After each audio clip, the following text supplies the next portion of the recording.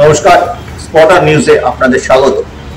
এই মুহূর্তে ইডেনে কিছুক্ষণ আগে প্র্যাকটিস ছেড়ে দিল ইংল্যান্ডের তরফে ডেভিড মিলার মুখোমুখি হয়েছিলেন সাংবাদিকদের। ইংল্যান্ড এবার হট ফেভারিট ছিল, গতবারের চ্যাম্পিয়ন, কিন্তু তারা সেমিফাইনালে যেতে পারেনি।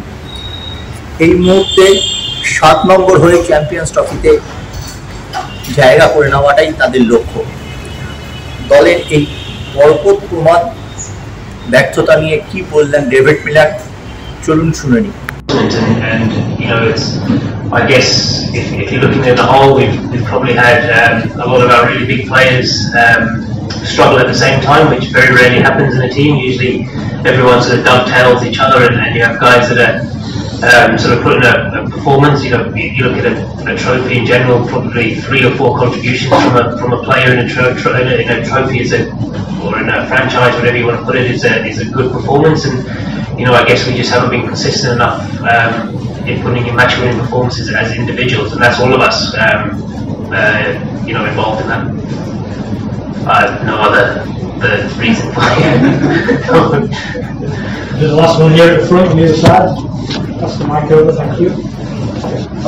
Obviously, with the performances, you start questioning your own performances in the last 5 games with the losses. And also there is focus from outside, from the fans, from the press.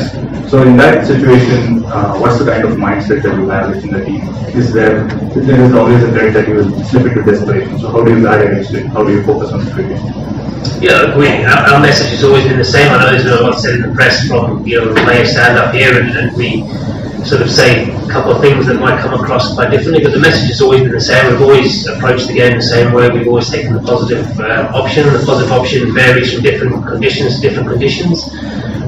You know, the boys have still believed and stayed true to that, even though it doesn't look like that always.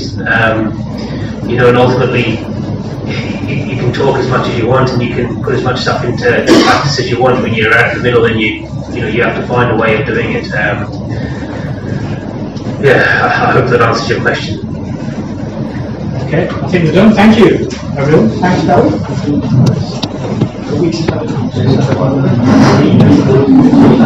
I think we're probably as shocked as everyone else that we've not lived up to the standard that we wanted to live up to and win games of cricket.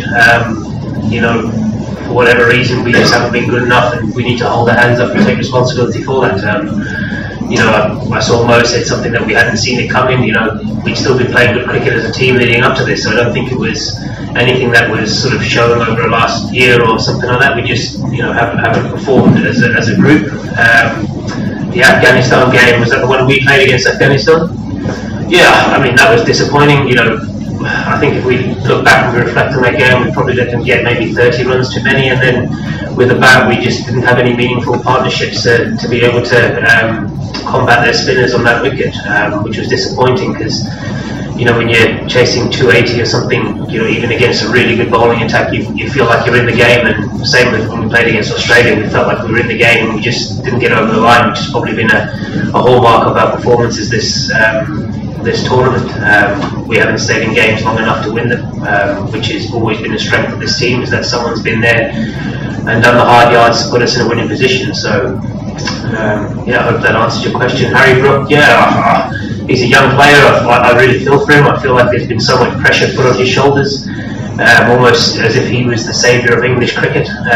You know, the poor kid's still learning his way and he's still trying to find his feet in international cricket and learn his game. And you know, hopefully, you know, he learns from this as well, and from all the pressure that's been put on his shoulders, and he can find a way to keep getting better. Because I think he's an exceptional talent, and I can see him playing, and I hope he plays 100 games for England across all formats of the game.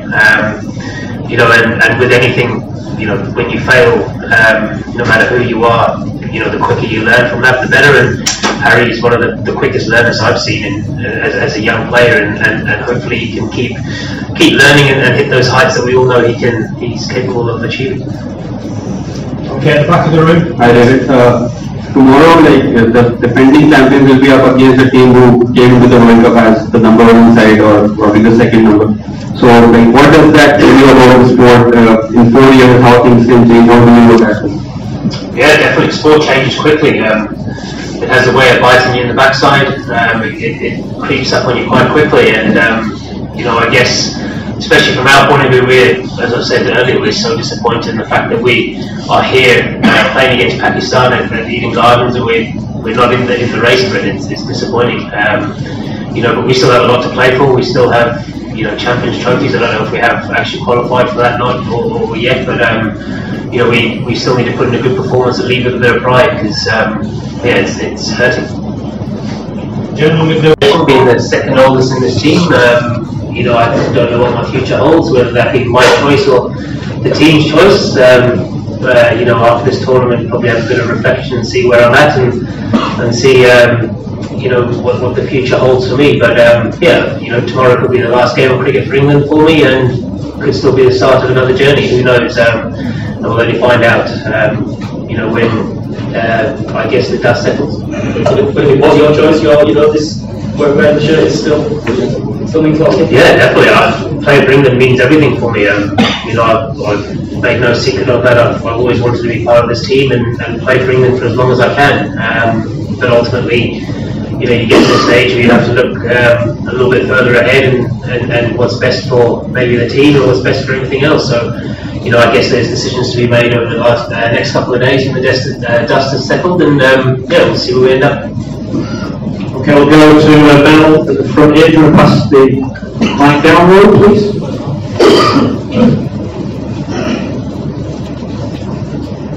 I would just further on that, but when you feel you are just in terms of physical and skill-wise, when it comes to cricket, do you think you've peaked, or do you think you can actually be even better than you are now? I guess from a physical side, it's the body's quite sore. I've got to admit, it's been quite long. When you're winning games of cricket, it doesn't feel that sore. When you're losing, it starts to feel a bit heavy. But from a batting point of view, I feel like I'm playing as well as I've ever played. I don't think I'm getting worse, if you want to put it that way. Yeah, I've had some quiet moments in the last year or so where I haven't scored as many runs as I'd like, but when I have played well, I feel like I'm still as good as I've ever been. And I guess that desire to keep scoring as many runs as I can is always there. It's just whether the body can stay with it. And just if there is a rebuild after this, as it's likely to be, but do you think you would have something to contribute to a rebuild?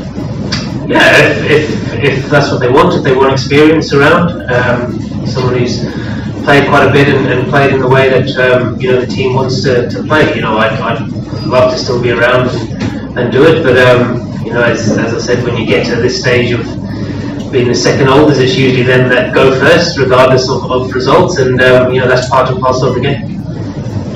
Do you have any more questions? ক্যামেরায় সাগরের সঙ্গে জয় চৌধুরী। বিভিন্ন ধরনের খবরের আপডেটের জন্য দেখতে থাকুন আমাদের চ্যানেলটি।